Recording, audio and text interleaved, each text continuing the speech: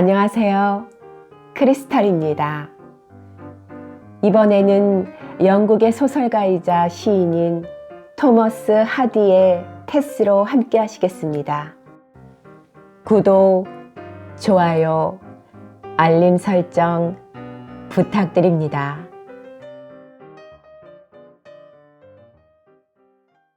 20.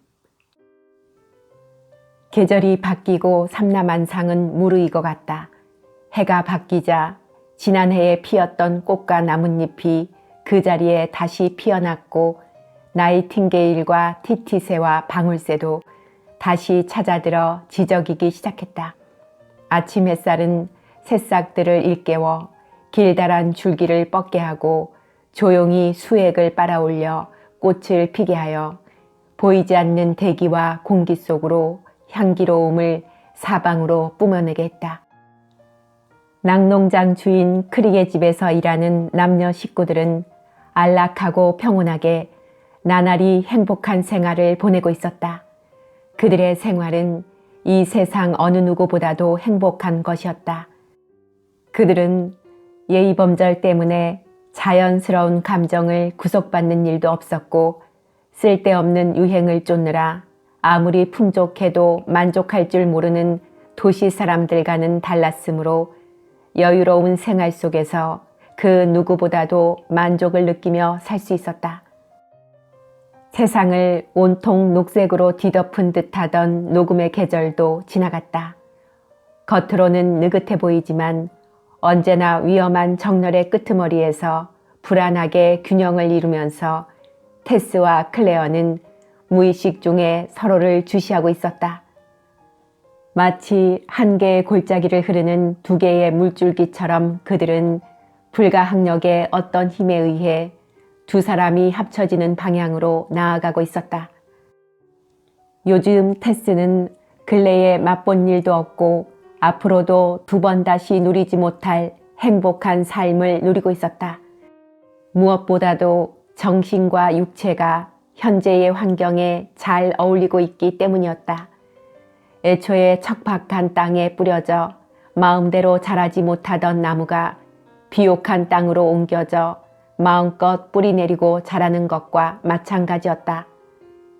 게다가 클레어와 마찬가지로 테스도 단순히 좋아하는 것인지 아니면 사랑하는 것인지 모를 상태에 빠져 있었으므로 가끔 스스로에게 이렇게 반문하곤 했다. 이 새로운 물결은 나를 어디로 데려다 줄 것인가? 내 앞날에 무엇이 기다리고 있으며 내 과거와는 어떤 관계가 있는 것일까? 엔젤 클레어에게 테스의 존재는 한갓 자연스럽게 만난 장밋빛의 따스한 환상에 지나지 않았다. 그는 철학자답게 남달리 고상하고 청순하고 정숙한 여자의 전형으로 테스를 생각하곤 했다. 그들은 계속 만났다. 만나지 않고는 견딜 수가 없었던 것이다. 그들은 신비하고 엄숙한 시간, 보랏빛과 연분홍 빛으로 어슴푸레하게 물든 새벽에 만나곤 했는데 낙농장에서는 매우 이른 새벽에 일어나야 했기 때문이었다. 새벽 3시가 조금 지나면 크림을 거두어내는 일이 시작되고 그리고 소젖은 새벽의 짜기로 되어 있었다. 누구든지 자명정 소리에 먼저 잠을 깬 사람이 다른 사람을 깨워주곤 했는데 테스는 새로 들어온 데다가 새벽에 누구보다도 일찍 일어나서 친구들을 깨우는 일은 그녀에게 맡겨져 있었다. 그녀는 3시가 되면 자명종이 울리기가 무섭게 일어나 방을 나와 주인의 방문 앞에서 사다리를 타고 2층으로 올라가 낮은 소리로 속삭이듯 클레어를 깨우곤 했다. 그녀가 다시 자기 방으로 돌아와 친구들을 깨우고 몸단장을 끝낼 무렵에는 클레어도 아래층으로 내려와 공기가 축축한 바깥에 나와 있었다. 그러나 친구들과 주인은 잠을 깬 후에도 뒤척이다가 15분 정도 지난 다음에야 밖으로 나오곤 했다. 어둠과 밝음이 뿌옇게 뒤섞인 새벽의 잿빛은 황혼 무렵의 잿빛과는 달랐다. 동이틀 무렵에는 어둠이 사라지고 빛이 비춰오기 때문에 잿빛이 활동적인 빛깔로 보이지만 저녁 무렵에는 어둠이 물밀듯이 밀려오는 때라 잿빛이 졸린 빛깔처럼 보이는 것이다. 두 사람은 약속이라도 한 듯 가장 먼저 일어났다. 마치 두 사람이 세상에서 가장 일찍 깨는 사람인 것 같았다. 테스는 이곳에 와서 얼마 동안은 그림 걷는 일을 하지 않았으므로 일어나자마자 얼른 바깥으로 달려나가곤 했다. 에인절은 당연히 그곳에서 테스를 기다리고 있었다. 넓은 목장을 감싸고 있는 습기를 머금은 희뿌연 새벽빛 속에 서면 두 사람은 마치 태초에 아담과 이브가 된 듯한 고독감을 느끼곤 했다. 하루가 시작되는 이 어슴푸레한 순간에 클레어의 눈에 테스는 용모로나 성품으로나 나무랄 데 없는 아름답고 위엄 있는 여왕으로 비쳤다. 그것은 한여름의 이른 새벽녘의 테스처럼 아름다운 여인이 나의 시선이 미칠 수 있는 곳에 들녘에 이처럼 나와 있을 리가 없다. 아니, 온 영국 땅을 찾아보더라도 드물 것이다 라고 생각했기 때문인지도 모른다.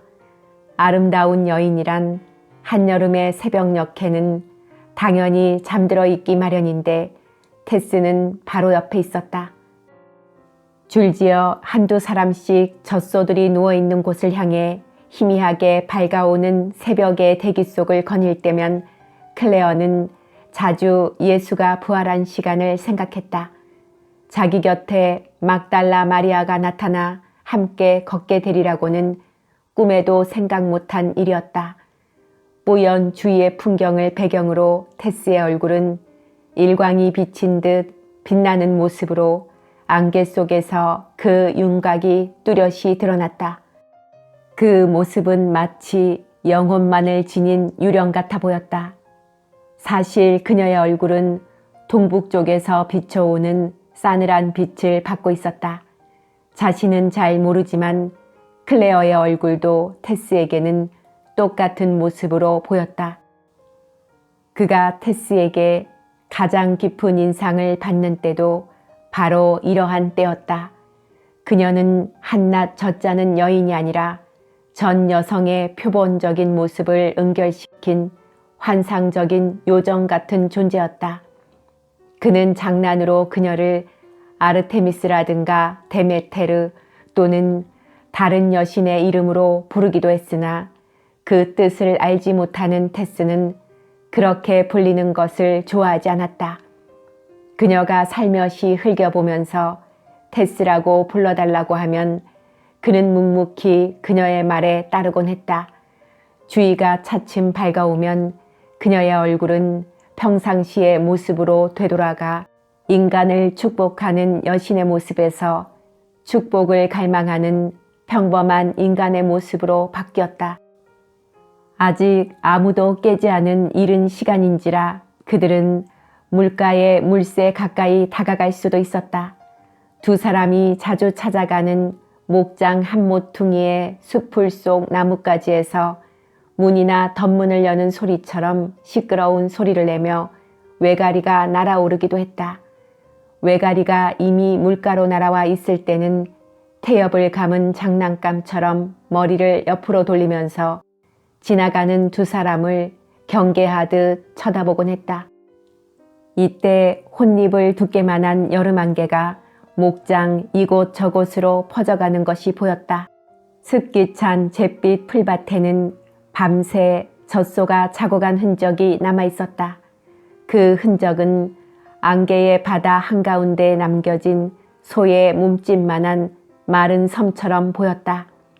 그 흔적이 있는 자리마다 소의 발자국이 오솔길처럼 구불구불하게 여러 갈래로 뻗어 있었는데 그것은 젖소가 자고 일어나서 풀을 뜯으러 가며 남긴 발자국이었다. 그들이 다가가면 소가 그들을 알아보고 코를 벌렁거리며 숨결을 내뿜어 이미 사방으로 퍼져 있는 안개보다 더 짙은 안개를 만들었다. 그들은 그때그때의 상황에 따라 앞마당으로 소를 몰고 가거나 그 자리에 앉아서 젖을 짰다. 가끔 여름 안개가 한결 짙게 깔릴 때면 목장은 하얀 바다처럼 보였고 여기저기 서 있는 나무들이 위험한 암초처럼 보일 때도 있었다. 새들은 안개를 헤치고 맑은 하늘로 날아오르거나 유리처럼 반짝거리는 목장의 울타리 난간에 내려앉기도 했다. 축축한 안개는 조그만 금강석 구슬처럼 테스의 속눈썹에 맺혔고 머리 위에도 진주알 같은 이슬 방울이 빛나고 있었다. 해가 높이 떠오름에 따라 이런 물방울들이 사라져버리면 신비롭고 섬세하던 그녀의 아름다움도 자취를 감추곤 했다. 그녀의 얼굴과 온몸에 햇빛이 비칠 때면 그녀는 다른 여자들과 어울려 자신의 일을 해야 하는 평범한 젖자는 아가씨가 되곤 했다. 언제나 이맘때가 되면 집에서 다니는 일꾼들이 너무 늦게 나왔다고 꾸짖거나 손을 씻지 않은 데보라 할멈을 꾸짖는 주인 크릭의 목소리가 들리곤 했다. 제발 펌프에 가서 손부터 씻고 오세요. 손도 씻지 않은 할멈의 더러운 꼬락서니를 런던 신사들이 본다면 우유나 버터를 먹으려 들지 않을 테니 그렇게 되면 큰일이라고요. 젖자는 일이 끝날 때쯤이면 크릭 부인이 부엌에서 무거운 식탁을 끌어내리는 소리가 친구들과 함께 일하는 테스와 클레어의 귀에 시끄럽게 들리곤 했다. 그것은 끼니 때마다 들려오는 전주곡이나 다름없었다. 식사가 끝나고 식탁을 치울 때에도 역시 그 시끄러운 소리가 들리곤 했다. 21. 아침 식사가 끝난 뒤 우유 가공 공장에서 큰 난리가 벌어졌다. 버터 만드는 기계는 예전과 다름없이 잘 돌고 있었는데 버터가 나오지 않았다. 이런 일이 생기면 낙농장은 마비 상태에 빠지고 모두들 당황해 어쩔 줄 몰라 했다. 커다란 통 속에서 우유가 출렁거리며 섞이는 소리는 들렸지만 그들이 기다리는 버터는 나오지 않았다. 주인 내외 테스, 마리안, 레티프리들, 이즈 슈에트, 마을에서 온 아낙네들과 클레어, 조너선 케일, 데보라 할멈, 그리고 다른 일꾼들 모두가 낙심하여 멍하니 기계만 바라보고 있었다. 밖에서 말을 몰던 소년도 사정을 안다는 듯 놀란 눈을 동그랗게 뜨고 있었다. 말 못하는 말도 마당을 한 바퀴 돌 때마다 궁금하다는 듯 창문을 기웃거리곤 했다. 주인은 씁쓸한 표정으로 말했다. 내가 이그돈에 있는 드렌들 점쟁이 아들한테 가본 지도 꽤 오래됐어. 그 녀석 저희 아버지에 비하면 보잘것없는 친구지. 믿을 수 없는 녀석이라고 내가 50번도 더 말했을 거야. 하지만 그 녀석이 살아있다면 아무래도 가봐야겠어. 이런 사고가 계속된다면 가봐야 하고 말고. 주인이 너무 낙심했으므로 클레어도 기분이 상했다. 조너선 케일이 말문을 열었다. 사람들이 와이드오라고 부르는 캐스터브리지 맞은편에 폴이란 점쟁이가 있는데 말이죠. 내가 어렸을 땐 참 잘 맞췄다고요.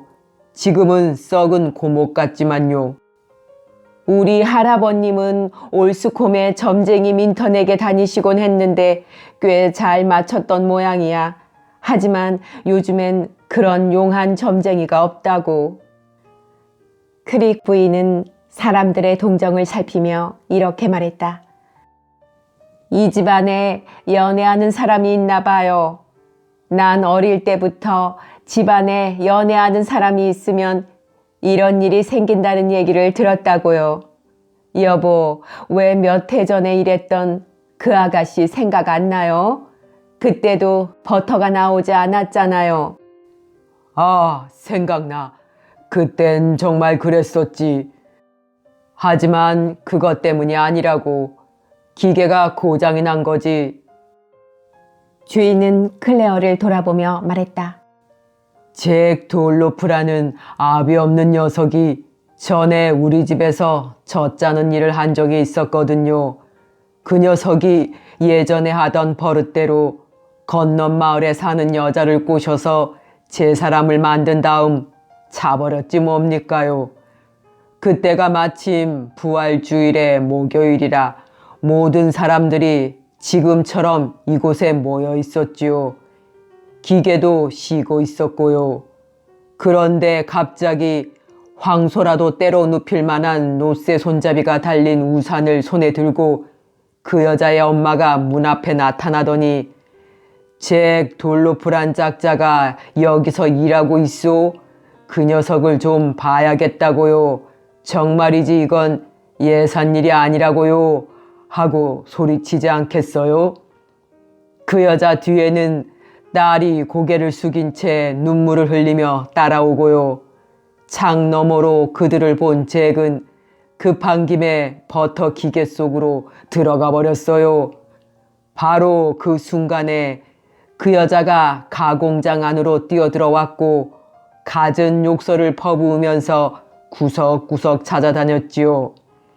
기계통 속에 숨은 잭은 숨이 막힐 지경이고 그 불쌍한 딸은 울어서 눈이 퉁퉁 부은 채 문 밖에 서 있었지요.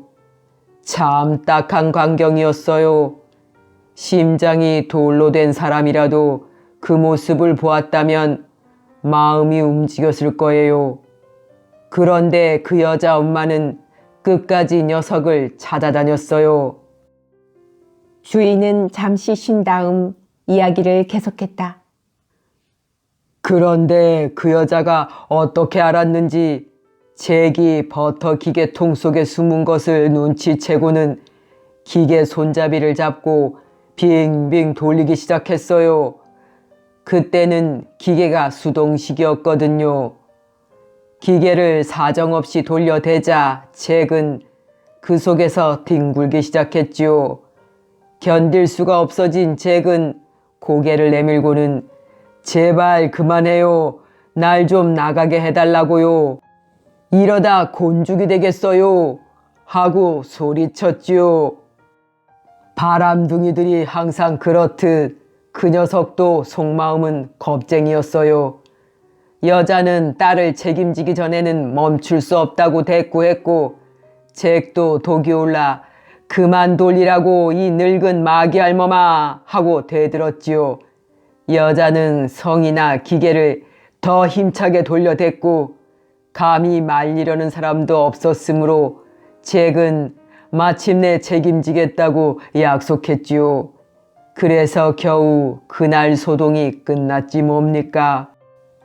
이야기를 듣던 사람들이 싱글거리며 무언가 한마디씩 하려고 할 때 그들 뒤편에서 누군가 재빠르게 움직이는 소리가 들렸다. 돌아보니 얼굴이 창백하게 질린 테스가 문으로 다가가고 있었다. 테스는 들릴 듯 말 듯한 소리로 중얼거렸다. 오늘은 너무 덥군요. 사실 날씨가 무척 더웠으므로 그녀의 행동을 주인의 이야기 때문이라고 생각하는 사람은 아무도 없었다. 주인은 앞으로 가 문을 열어주며 농담조로 웬일이야 수처녀? 라고 물었다. 주인은 애칭으로 그렇게 불렀을 뿐이지 결코 그녀의 과거를 알고 빈정거린 것은 아니었다. 우리 목장에서 제일 예쁜 아가씨가 이만한 더위를 이겨내지 못한 데서야 말이 되나. 이러다 진짜 삼복더위 때는 테스가 없어져서 큰 곤란을 당하겠는걸. 그렇지 않습니까, 클레어 씨? 어지러워서 그래요. 바람을 쐬면 좋아질 거예요. 그때 마침 고장났던 기계가 다행스럽게도 정상적으로 움직이기 시작했고 크릭 부인이 버터가 나와요 라고 소리치는 바람에 테스를 주시하던 사람들의 시선이 전부 기계 쪽으로 쏠렸다. 테스는 곧 밖으로 빠져나왔다. 잠시 마음의 충격을 받았던 테스는 겉으로는 침착을 되찾은 것 같았으나 그날 하루 종일 기분이 언짢았다. 저녁에 젖자는 일이 끝나자 아무와도 어울리고 싶지 않아 그녀는 혼자 여기저기 싸돌아다녔다. 다른 사람들에게는 흥미롭게 들리는 주인의 이야기를 자기 혼자만 가슴 아프게 들어야 한다는 사실이 그녀를 더없이 슬프게 했다. 그 이야기가 그녀의 상처를 얼마나 아프게 건드렸는지를 아는 사람은 그녀 자신밖에 없었다. 저물어 가는 하늘의 노을까지도 쓰리고 아픈 상처처럼 느껴져 쳐다볼 수가 없었다. 강가의 갈대밭에서 들리는 목신 듯한 새 울음소리만이 그녀를 반겨주었는데 그 소리 또한 이제는 실증난 옛 친구의 음성처럼 느껴졌다. 해가 긴 6월 한 달 동안은 일꾼과 주인 가족들 모두가 해만 지면 잠자리에 들었다. 해가 지기도 전에 잠자리에 드는 때도 있었는데 일이 많아 피곤한 데다가 아침에 일찍 일어나야 했기 때문이었다. 테스는 늘 친구들과 함께 2층으로 올라가곤 했으나 오늘 밤은 혼자 먼저 방으로 올라갔고 친구들이 들어왔을 때는 꾸벅꾸벅 졸고 있었다. 그녀는 온몸에 저녁노를 받으면서 옷을 갈아입는 친구들을 바라보다가 도로 잠이 들었다. 그러다 친구들이 제잘되는 소리에 잠이 깨어 친구들을 멍하니 바라보았다. 잠옷을 입은 친구들은 맨발인 채 창가에 모여 서 있었다. 붉은 저녁놀이 그들의 얼굴과 목과 주위의 벽을 따뜻하게 비춰주고 있었다. 그들은 얼굴을 가까이 마주대고 정원의 누군가를 뚫어지게 지켜보고 있었다. 밀지 마. 너도 잘 보일 텐데 왜 밀고 그래? 가장 나이 어린 빨간 갈색 머리의 레티 프리들이 창에서 눈을 떼지 않으며 말했다. 그러자 명랑하고 나이 많은 마리안이 장난스럽게 말했다. 너나 아무리 저 사람을 생각해봤자 소용없어. 저 사람은 지금 다른 여자만 생각하고 있다고. 레티 프리들은 여전히 창밖을 주시하고 있었고 다른 두 명도 다시 바깥을 내다보았다. 어머, 저기 그 사람이 또 나왔어. 창백한 얼굴과 검은 머리에 윤곽이 뚜렷한 입술을 가진 이즈 후에트가 말했다. 이즈, 말 안 해도 알아. 난 내가 그 사람 그림자에 키스하는 거 봤어. 레티의 말에 마리안이 되물었다. 뭘 봤다고? 그 사람이 치즈통에 치즈를 걷어내고 있었는데 그 사람 얼굴 그림자가 뒷벽에 비쳤거든. 그때 이즈도 같은 일을 하고 있다가 그 그림자 입에다 자기 입술을 갖다 대지 뭐야. 그 사람은 못 봤지만 난 봤다고. 어쩌면 이즈 휴에트! 마리안이 외쳤다. 이즈 휴에트의 뺨이 장밋빛으로 물들었다. 그녀는 냉정하려 했으며 변명하듯 말했다. 그 사람 생각하는 마음은 너희들도 똑같으면서 뭘 그래? 워낙 붉은 얼굴이라 마리안의 둥근 얼굴은 더 이상 붉어지지 않았다. 내가? 무슨 소리야? 어머, 저기 그 사람 또 나왔어. 그리운 눈동자, 그리운 모습, 그리운 클레어 씨. 마리안, 너도 이제야 실토하는구나. 너도 사실 그랬잖아. 우린 다 그를 좋아하고 있어.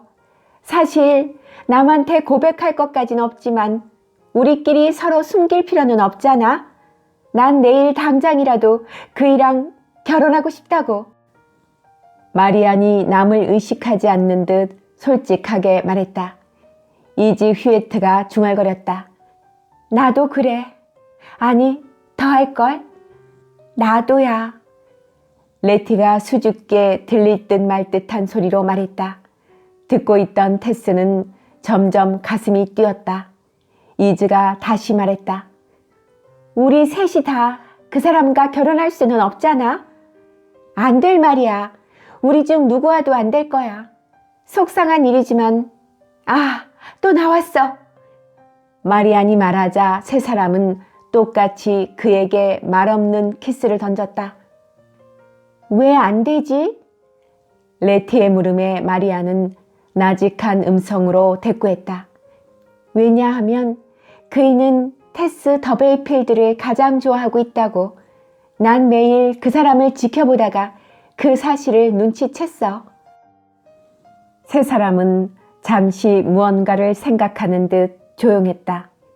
읽고 레티가 소곤거렸다. 하지만 테스는 그 사람한테 관심이 없는 것 같던데. 나도 가끔 그렇게 생각했어. 갑자기 이지 휴에트가 안타까운 듯 말했다. 하지만 그게 다 무슨 소용있어. 그 사람은 우리와는 물론 결혼하지 않을 거고 테스와도 안 할 거야. 좋은 집안 자손이고 외국에 가서 농장을 경영할 사람인걸. 우리에게는 1년에 얼마씩 품삯을 줄 테니까 자기 농장 일을 거들어 달라고 말하는 게 고작일 거라고. 하나가 한숨을 내쉬자 또 하나가 한숨을 내쉬었고 뚱뚱한 마리안이 가장 크게 한숨을 내쉬었다. 그리고 침대에 누워있는 테스 또한 한숨을 내쉬었다. 이 지방에서 상당한 위치를 차지하는 파리델 가문의 마지막 후손이며 셋 중에서 가장 나이가 어리고 붉은 머리카락을 가진 레티 프레들의 눈에는 눈물이 맺혔다. 그들은 여전히 머리를 모으고 한동안 말없이 마당을 내다보고 있었다. 그들의 심정을 알 까닭이 없는 클레어가 안으로 들어가 버리자 그들은 더 이상 그를 볼 수 없었다. 어둠은 점점 짙어졌고 그들은 잠자리에 들었다. 잠시 후 위층으로 올라가는 그의 발소리가 들렸다. 마리아는 곧 잠들었으나 이지는 한동안 모든 것을 잊을 수가 없어 잠을 이룰 수 없었다. 레티 프리들은 울다가 잠이 들었다.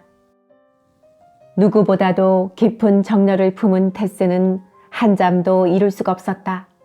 친구들이 주고받은 대화는 그날 그녀가 참고 견뎌야 할 또 하나의 고통이었다. 질투의 감정은 손톱만큼도 잃지 않았는데 그것은 그녀가 그만큼 자신 있었기 때문이었다. 어느 친구보다도 용모가 아름다웠고 더 많은 교육을 받았으며 레티만 제외하면 나이가 가장 어린데도 누구보다도 성숙했으므로 조금만 노력한다면 적극적인 친구들도 제치고 그의 마음을 사로잡을 자신이 있었다.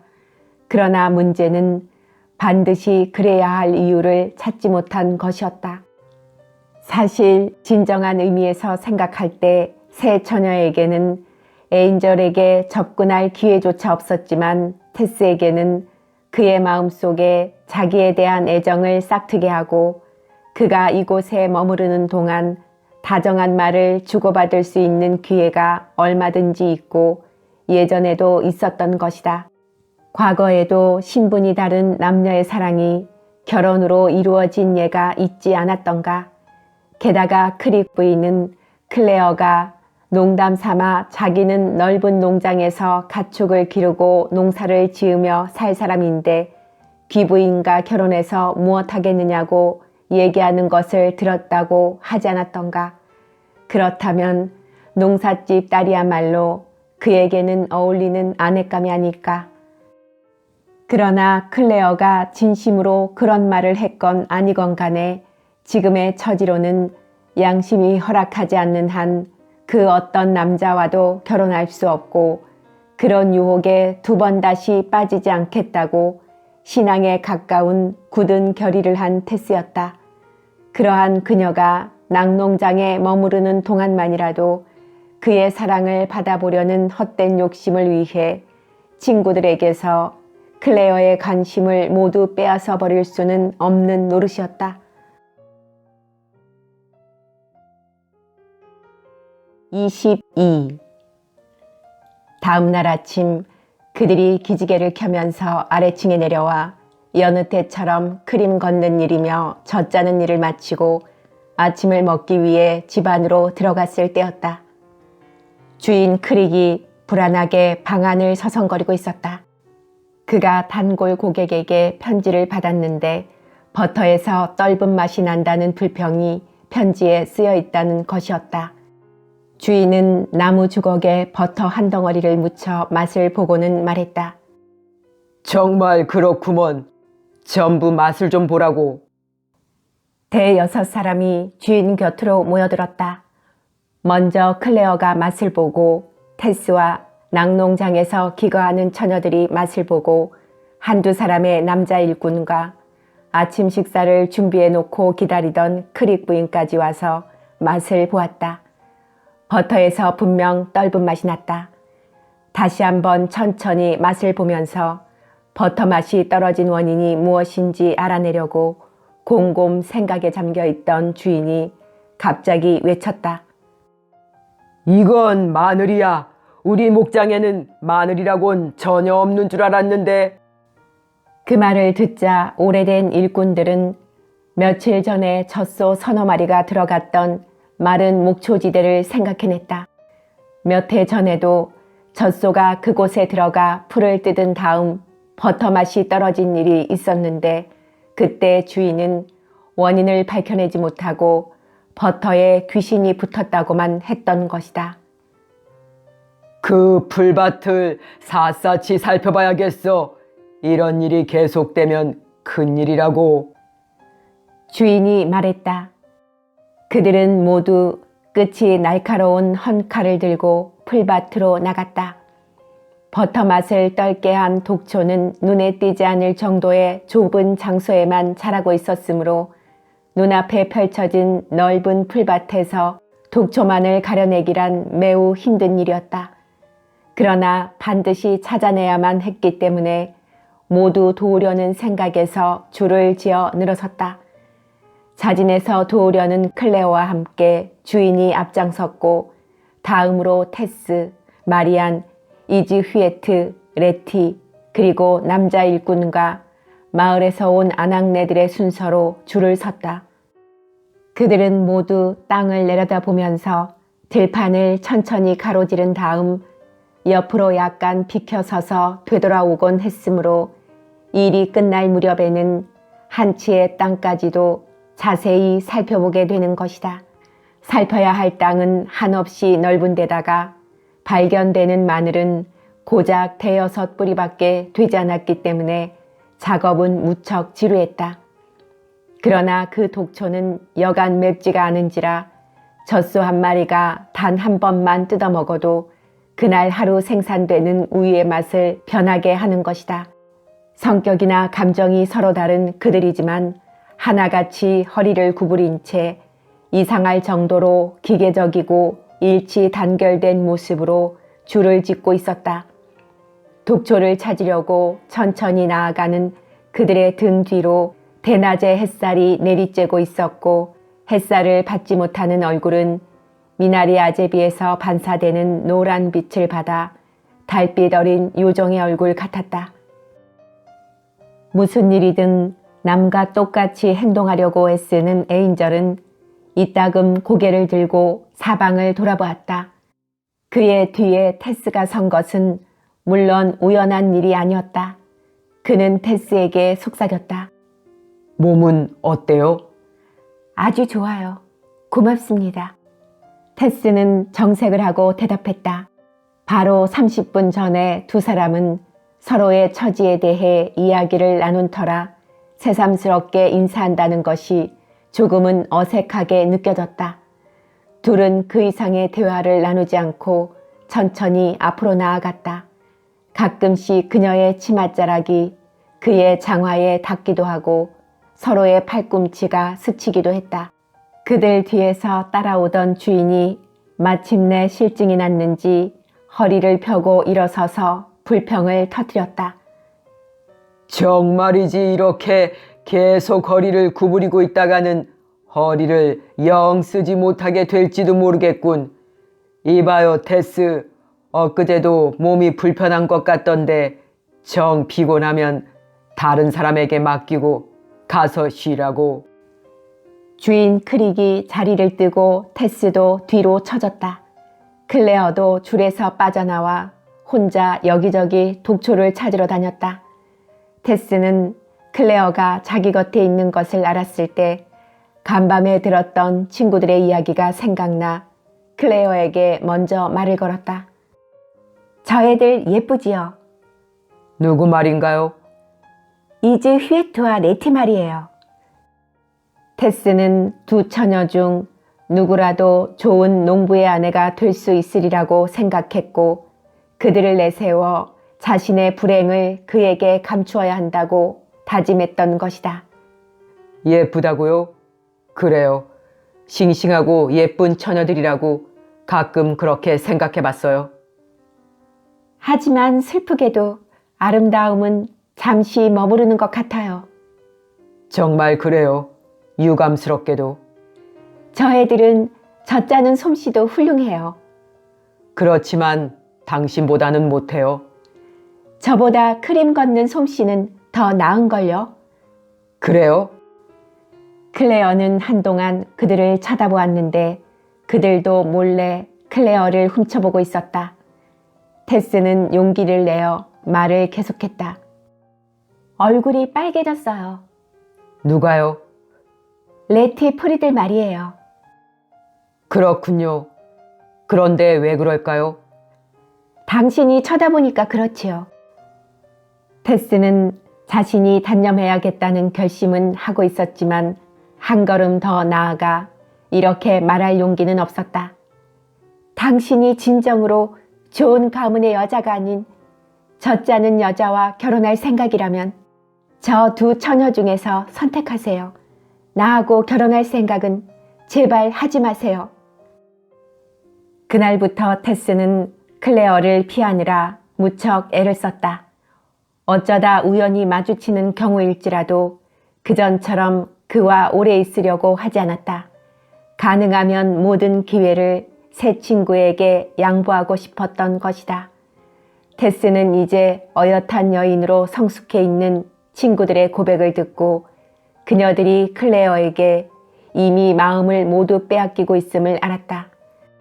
또한 그녀들의 그런 순진한 마음씨에 상처를 주지 않으려고 스스로를 조심하는 클레어에 대해서도 한층 애정어린 관심을 갖게 되었다. 테스는 이렇듯 책임감 강한 남자를 만나리라고는 꿈에도 생각지 못했다. 만약 클레어에게 그런 책임감이 없었더라면 그와 한 지붕 아래서 살고 있는 그녀들은 한평생을 울며 살아가게 되었을는지도 모르는 일이다.